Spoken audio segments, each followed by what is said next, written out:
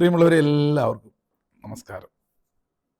ഇന്ന് മനോമയ ചിന്തകൾ നമ്മൾ മനസ്സിലാക്കുന്ന വിഷയം ഈ വിവാഹ ജീവിതം പരാജയപ്പെടുന്നത് എന്തുകൊണ്ട്. അതെ, അത്തരത്തിലുള്ള നിരവധി വിഷയവുമായിട്ട് ഇന്ന് ഒരുപാട് ആൾക്കാർ നമ്മുടെയൊക്കെ സെൻറ്ററിലേക്ക് കൂടിയാണ് വന്നുകൊണ്ടിരിക്കുന്നത്. അനുദിവസം അനുനിമിഷം ഇങ്ങനെയുള്ള റിലേഷൻഷിപ്പിൻ്റെ തകരാറ് മുഖാന്തരം നേറി മരിച്ചുകൊണ്ടിരിക്കുന്ന ഒരുപാട് പുതിയ തലമുറയെ നമുക്ക് കാണാൻ സാധിക്കും. ന്യൂലി കമ്മിറ്റഡ് ആയിട്ടുള്ള അല്ലെങ്കിൽ വിവാഹിതരായിട്ടുള്ള ഒരുപാട് ബന്ധങ്ങൾ. ഇനിയും പുതിയ തലമുറയിലുള്ളവർ മാത്രമല്ല, പഴയ തലമുറയിലുള്ളവർക്കും ഇത് ബാധകമാണ്. കാരണം കാലഘട്ടം മാറി, മൈൻഡ് സെറ്റ് മാറി, ജീവിത സാഹചര്യങ്ങൾ മാറി, ചുറ്റുപാടുകൾ മാറി. ഇതിനിടയ്ക്ക് മാറാത്തതൊന്നാണ് മനുഷ്യൻ്റെ മനസ്സിൻ്റെ സ്ഥിതി.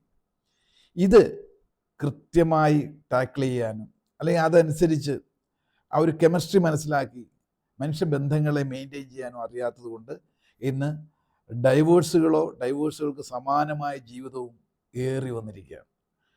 അപ്പോൾ ഈ ഒരു രംഗത്ത് നിലനിൽക്കുന്ന കാരണം ഒരുപാട് ഇഷ്യൂസ് ഒരു ദിവസം തന്നെ വരുന്ന കേസുകളിൽ ബഹുഭൂരിപക്ഷം ഇങ്ങനെ റിലേഷൻഷിപ്പുമായിട്ട് ബന്ധപ്പെട്ടിട്ടുള്ളതാണ്. ഏതായാലും ഈ ഒരു വിഷയം അത്രത്തോളം കാലിക പ്രസക്തി ഉള്ളതായതുകൊണ്ട് നിങ്ങളുടെ ശ്രദ്ധയിൽപ്പെടുന്നുവെങ്കിൽ തീർച്ചയായിട്ടും നമുക്കറിയുന്ന മറ്റു പല ബന്ധങ്ങളിലും ഇതൊക്കെ ഒന്ന് നോക്കാം, ഒന്ന് ഉറ്റുനോക്കാം. ഇപ്പോൾ പല വിധത്തിലുള്ള പൊരുത്തക്കേടുകൾ ഉള്ളവരും ഇത് ഒന്ന് ശ്രദ്ധിക്കുക. ഇതിലൂടെ പല കറക്ഷൻസ് നമുക്ക് എടുക്കാൻ സാധിക്കും. ഒരിക്കൽ മാത്രം കിട്ടിയിരിക്കുന്ന ഈ ജീവിതം ധന്യമാക്കാൻ സാധിക്കുന്നു എന്നുള്ളതാണ്. ഒരുപക്ഷെ ഈ ഒരു എപ്പിസോഡിൽ തന്നെ അതിൻ്റെ മെയിൻ പോയിന്റുകൾ ഞാൻ ഒതുക്കാൻ ശ്രമിക്കാം. കൂടുതലായിട്ടുള്ള കാര്യങ്ങളൊക്കെ ഒരുപക്ഷെ നിങ്ങൾ നേരിട്ട് വരേണ്ടതായിട്ട്. ഏതായാലും ഓർക്കുക, ബന്ധങ്ങൾ എന്ന് പറയുന്നത് മനുഷ്യർ തമ്മിലുള്ള ഒരു കണക്ഷൻ ആണല്ലോ വിവാഹ ജീവിതം. ഇനി വിവാഹ ജീവിതം മാത്രമല്ല, മറ്റ് ബന്ധങ്ങൾ എന്ന് പറയുന്നത് വ്യക്തികളെല്ലാവരും വ്യത്യസ്തരാണ്. ഒരാളെ പോലെ മറ്റൊരാൾ ഉണ്ടാകുകയില്ല. അതാദ്യം ഒന്ന് മനസ്സിലാക്കുന്നത് നന്നായിരിക്കും. പലരുടെ ആഗ്രഹം എന്താ, ഞാൻ വിചാരിക്കുന്ന പോലെ മറ്റൊരാൾ എന്തുകൊണ്ട് പെരുമാറുന്നില്ല? കാരണം ഞാൻ നല്ല രീതിയിലൊക്കെയാണ് പെരുമാറുന്നത്. നിങ്ങൾ നല്ലതെന്ന് കാണുന്ന മറ്റൊരാളെ സംബന്ധിച്ച് അത് നല്ലതല്ലെന്ന്. അവിടെയാണ് പ്രശ്നം വരുന്നത്. അപ്പോൾ ഓരോരുത്തർക്കും കാഴ്ചപ്പാടുകൾക്ക് വ്യത്യാസമുണ്ട്. അത് ഭാര്യാഭർത്തൃ ബന്ധത്തിൽ മാത്രമല്ല, കുട്ടികളും മറ്റു ബന്ധുമിത്രാദികളും അടക്കം ഒരു കുടുംബത്തിൽ കഴിയുന്തോറും ഓരോ വ്യക്തികളും അവരവരുടെ ചിന്താലോകത്തിലാണ് ജീവിക്കുന്നത്.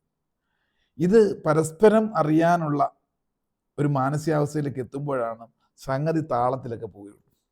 ഇവിടെ പലപ്പോഴും വിവാഹബന്ധത്തിലേക്കൊക്കെ വരുമ്പം ഡോമിനൻസ് കൂടും, മേൽക്കൈ കൂടും. ഭാര്യയ്ക്ക് ഭർത്താവിൻ്റെ മുകളിലും ഭർത്താവിന് ഭാര്യയുടെ മുകളിലും ഇച്ചിരി മേൽക്കൈ കൂടുമ്പോൾ അവിടെ ഒരു ബലാബല പരീക്ഷണങ്ങൾ നടക്കാറുണ്ട്, ആശയം കൊണ്ടോ പെരുമാറ്റം കൊണ്ടോ ഒക്കെ. പിന്നെ പൊസിഷൻസ് ഒക്കെ പിന്നെ വേറെ. അപ്പം ഇങ്ങനെ ഒരുപാട് ഘടകങ്ങൾ ഇതിൻ്റെ പിന്നിലുണ്ട്. പണ്ട് എന്ന് പറഞ്ഞാൽ ഇതൊക്കെ ഉണ്ടായിരുന്നു. പക്ഷെ അന്ന് ഓപ്ഷൻ ഇല്ല, നിവൃത്തിയില്ല. അത് അങ്ങ് വിധി എന്ന് പറഞ്ഞ് അങ്ങ് ക്ഷമിച്ചേ പറ്റുള്ളൂ, അല്ലെങ്കിൽ അങ്ങനെ ജീവിതം ജീവിച്ചു തീർക്കുകയായിരുന്നു. പക്ഷെ ഇന്ന് അതല്ല. ഇന്ന് എഡ്യൂക്കേറ്റഡ് ആണ് എല്ലാവരും, സ്വന്തമായിട്ട് ഏണിങ്സ് ഉണ്ട്. ഇന്ന് പല കുട്ടികളെയും പെൺകുട്ടികളെയും കൊണ്ട് എൻ്റെ അടുത്ത് പേരൻസ് വരുമ്പോൾ പറയാറുണ്ട്, എന്താ പ്രശ്നം? അവൾ പറയുന്നു, സാറേ ഇത്രയൊക്കെ പഠിപ്പും വിദ്യാഭ്യാസം ഉണ്ട്, എന്തിനാ വിവാഹം കഴിക്കുന്നത്?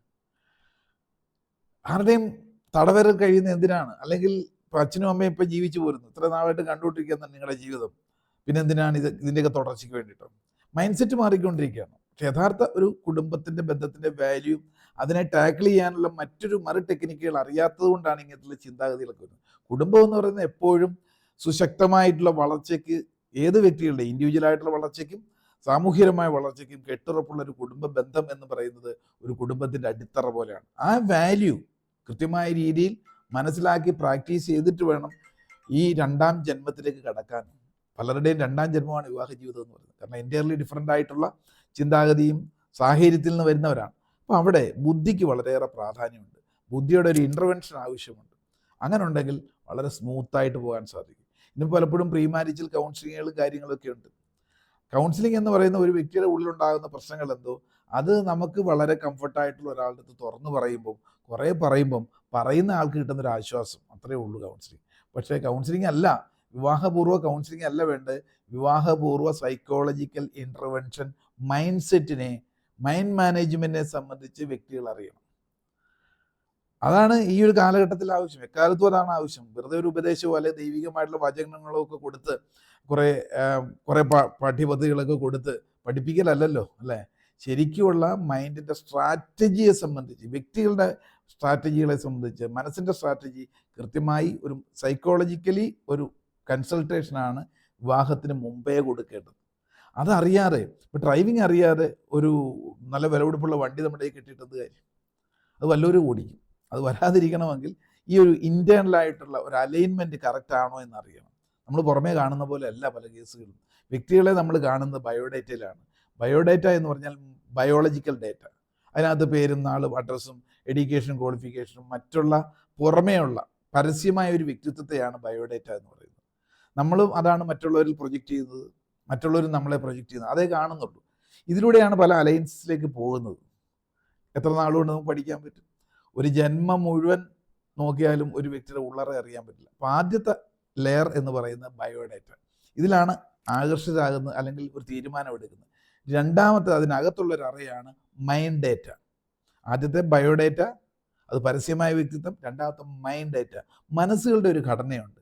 അത് എൻ്റയർലി ഡിഫറൻ്റ് ആണ്. എവരി ബ്രെയിൻ ആൻഡ് ബ്രെയിനിൻ്റെ കപ്പാസിറ്റി, അവിടെയുള്ള റിസോഴ്സ്, ഇതൊക്കെ വ്യത്യസ്തമാണ്. അപ്പം മൈൻഡ് ഡേറ്റയിലോട്ട് വരുമ്പം ബയോഡേറ്റ കണ്ടതല്ല, എൻ്റയർലി ഡിഫറൻ്റ് ആയിരിക്കും. ഉദാഹരണം പെട്ടെന്ന് മനസ്സിലാകും. അതിൻ്റെ സ്വകാര്യമായ വ്യക്തിത്വം എന്ന് പറയും ആദ്യത്തെ പരസ്യമായ വ്യക്തിത്വം. അകത്തുള്ള സ്വകാര്യ വ്യക്തിത്വമാണ്. ഈ സ്വകാര്യ വ്യക്തിത്വം കുറച്ചുനാൾ കഴിയുമ്പോഴേ പുറത്തു വരുള്ളൂ. ഇപ്പം വീട്ടിൽ നിങ്ങൾ കഴിയുന്ന പോലെയാണോ പുറത്തോട്ടിറങ്ങുമ്പോൾ? വീട്ടിൽ നിൽക്കുന്ന സ്വകാര്യ വ്യക്തിത്വത്തിലാണ്, മൈൻഡ് ഡേറ്റയിലാണ്. ഈ വ്യക്തിയല്ലല്ലോ പുറത്തിറങ്ങും. അപ്പോൾ 2 ക്യാരക്ടറായി. ഇനി മൂന്നാമത്തത്, അതിനകത്ത് മറ്റൊരു ലെയറും കൂടെ ഉണ്ട്, തേടറ. അതാണ് സോൾ ഡേറ്റ. അതായത് ബോഡി, മൈൻഡ്, സോൾ. ഈ 3 വ്യക്തിത്വം ഓരോ വ്യക്തികളിലും ഉണ്ടെന്ന് മനസ്സിലാക്കണം. അപ്പോൾ സോളിനകത്താണ് എല്ലാ സംഗതി ഇരിക്കുന്നത്. ക്വാളിറ്റി ആണെങ്കിലും അവരുടെ ഗുണവും ദോഷവും ചില ഫിയറുകളും കാലങ്ങളായിട്ടുള്ള ഇന്ന് വരെ ആരോടും തുറന്നു പറഞ്ഞിട്ടില്ലാത്തതും സ്വകാര്യമായ കാര്യങ്ങളും വ്യക്തിത്വം എല്ലാം ഇരിക്കുന്നത് രഹസ്യമായ വ്യക്തിത്വത്തിലാണ്. അപ്പോൾ 3 വ്യക്തിത്വം ഒരാളിലുണ്ട്. പരസ്യമായ വ്യക്തിത്വം, സ്വകാര്യ വ്യക്തിത്വം, പിന്നെ രഹസ്യമായ വ്യക്തിത്വം, സീക്രട്ട് പേഴ്സണാലിറ്റി. ആ തേടറകൾ തമ്മിൽ കണക്ടിവിറ്റി ഉണ്ടെങ്കിൽ മാത്രമേ ഏത് ബന്ധവും മുൻപോട്ട് പോകൂ. അതായത് ആത്മബന്ധം എന്ന് പറയും. ആത്മാവിനുള്ളിലുള്ള അഭിരുചികൾ തമ്മിൽ ഒരു കണക്ടിവിറ്റി വരുമ്പോൾ മാത്രമേ ഏത് റിലേഷൻ, അതിപ്പോൾ ഭാര്യാഭർത്തൃ ബന്ധമായിക്കോട്ടെ, വീട്ടിലുള്ള മറ്റു ബന്ധങ്ങൾ തമ്മിൽ ഒരു കണക്ഷൻ, അട്രാക്ഷൻ വരണമെങ്കിൽ, അല്ലെങ്കിൽ അത് അഭിവൃദ്ധി പോകണമെങ്കിൽ ആത്മബന്ധമുണ്ടാകണം. അത് ആദ്യമേ പോലും ലഭിക്കുമെന്ന് വിചാരിച്ചാണ് പലരും ഒരു ഉദ്യമത്തിന് ഇറങ്ങിത്തിരിക്കുന്നത്, അല്ലേ? പക്ഷെ അങ്ങനെ ഒത്താലൊത്തു, അതൊന്നും നമുക്ക് പ്രെഡിക്റ്റ് ചെയ്യാൻ പറ്റില്ല. ഇനിയും ഇതൊക്കെ ആലോചിച്ചൊരു ചക്കയല്ലല്ലോ ഇങ്ങനെ പുളർന്നു നോക്കി 3 അറകളും കണ്ടുപിടിക്കാൻ. അതിനൊക്കെയാണ് ഞാൻ നേരത്തെ പറഞ്ഞ സൈക്കോളജിക്കൽ ഇൻ്റർവെൻഷൻ വേണം. അത്തരത്തിലുള്ള എക്സ്പെർട്ടുകളുടെ അടുത്ത് വന്നു കഴിഞ്ഞാൽ ഈ 3 ഏരിയയും എവിടെയാണ് ഓരോരുത്തരുടേന്ന് മനസ്സിലാക്കി അത് തമ്മിലൊരു മാച്ചുണ്ടോ എന്ന് നോക്കണം. അല്ലാതെ നിങ്ങൾ ജാതകം നോക്കിയിട്ടൊരു കാര്യമില്ല, ഇനി കുറേ വർഷങ്ങളായിട്ട് പരിചയമുണ്ടെന്ന് പറഞ്ഞിട്ട് കാര്യമില്ല, നമ്മുടെ ബന്ധുക്കളാണെന്ന് പറഞ്ഞിട്ട് കാര്യമില്ല. ഈ റിയൽ ലൈഫിലേക്ക് പോകുമ്പം ആ രഹസ്യ അറയിലുള്ള ടേസ്റ്റുകൾ തമ്മിൽ ഒരു മാച്ചിങ് ഉണ്ടാകണം. ഇനി മാച്ചിങ് ഇല്ലാതാണ് പൊയ്ക്കൊണ്ടിരിക്കുന്നത് വിചാരിക്കുക, ഇനിയിപ്പോൾ എന്ത് ചെയ്യും? പലരും ആലോചിക്കുന്നുണ്ട്. അതിനാണ് ദൈവം ബുദ്ധി തന്നിരിക്കുന്നത്. മൈൻഡ് ഡേറ്റകൾ തമ്മിൽ കണക്ട് ചെയ്യാനുള്ള ഒരു വേണം? കെമിസ്ട്രി പഠിക്കണം. ഇപ്പം സംഭവിച്ചു, ഓക്കെ. ഇനിയിപ്പോൾ എന്ത് ചെയ്യും? പരിഹാരമുണ്ട്. നിങ്ങൾ ആത്മബന്ധം ഇപ്പോൾ കിട്ടുന്നില്ലെങ്കിൽ ആത്മബന്ധത്തിലേക്ക് എത്തിക്കാൻ ബുദ്ധിപൂർവ്വം മൈൻഡ് ഡേറ്റകളെ തമ്മിൽ കണക്ട് ചെയ്യാനായിട്ടുള്ള ഒരു വിവേചന ബുദ്ധി 2 പേരിലും ഉണ്ടാകുക, അല്ലെങ്കിൽ അത് ഉൾപ്പെട്ടിരിക്കുന്ന വ്യക്തികളിൽ ഉണ്ടാകുമ്പോഴാണ് അത് ആദ്യം മാനുവലി ചെയ്യുന്നത്, പിന്നെ ഓട്ടോമാറ്റിക്കായിട്ട് ആത്മബന്ധത്തിലേക്ക് കണക്ട് ചെയ്യാൻ സാധിക്കുന്നു എന്നുള്ളതാണ്. അത് മറ്റുള്ള എല്ലാ വിഷയവും പഠിക്കുന്ന പോലെ തന്നെ ഈ ബന്ധങ്ങളെ, റിലേഷൻഷിപ്പ് മെയിൻറ്റെയിൻ ചെയ്യാനുള്ള കെമിസ്ട്രിയും അതിന് ചില സ്ട്രാറ്റജികളും ശാസ്ത്രവും അറിഞ്ഞിട്ട് വേണം മനുഷ്യരുമായിട്ട് ഇടപെടാൻ. മറ്റ് ജീവജാലങ്ങളെ ഇടപെടുമ്പോഴോ അതിനെ ടേംഡ് ആക്കാനോ അത്ര വലിയൊന്നും പഠിക്കേണ്ട ആവശ്യമില്ല. നമ്മളെങ്ങനെ പ്രാക്ടീസ് കൊടുക്കുന്നു അതനുസരിച്ച് നമുക്ക് അനുകൂലമാകും. പക്ഷെ മനുഷ്യർ അതല്ല, ചിന്തിക്കാൻ കഴിവുള്ളവരാണ്. ചിന്തകളോടൊപ്പമാണ് നമ്മൾ ജീവിക്കുന്നത്. ഇതിനെ കറക്റ്റാക്കാൻ മൈൻഡ് സെറ്റിംഗ് കൃത്യമായ രീതിയിൽ നടത്തിയാൽ തീർച്ചയായിട്ടും ഒരു ആത്മബന്ധത്തിലേക്ക് എത്താൻ സാധിക്കും. അതിനൊക്കെ വേണ്ടിയിട്ടാണ് പലരും നമ്മുടെ സെൻട്രലിട്ടൊക്കെ വരുന്നത്. അപ്പം ഏത് ബന്ധമായാലും ഓർക്കുക, ഏത് മനുഷ്യരാണെങ്കിലും വിലപിടിപ്പുള്ളതാണ് ജീവിതം. ആത്മഹത്യ ചെയ്താൽ ഒരുപക്ഷെ അതോടെ ഒന്നും ഓർക്കാൻ പറ്റുന്നില്ലായിരിക്കും. പക്ഷേ ഓരോ ദിവസവും നേറി ആത്മഹത്യ ചെയ്യുന്നതിന് തുല്യമാണ് ഈ അഡ്ജസ്റ്റ്മെൻറ്റ് ലൈഫ് എന്ന് പറയുന്നത്. അഡ്ജസ്റ്റ്മെൻറ്റ് ലൈഫിൽ നിന്ന് അണ്ടർസ്റ്റാൻഡിങ് ലൈഫിലേക്ക് മാറണമെങ്കിൽ കൃത്യമായി ഈ മൈൻഡ് ഡേറ്റകൾ തമ്മിൽ ഒരു കണക്ടിവിറ്റി ഉണ്ടാക്കുമ്പോഴേ സോൾ ഡേറ്റയിലോട്ട് കണക്റ്റ് ആകും. അതിലൂടെ മാത്രമാണ് ഏത് ബന്ധങ്ങളും അഭിവൃദ്ധിയിലേക്ക് പോകുള്ളൂ എന്ന് അർത്ഥം. ചിന്തയ്ക്ക് വിട്ടുകൊണ്ട് ഇന്നത്തേക്ക് നിർത്തട്ടെ. നന്ദി, നമസ്കാരം.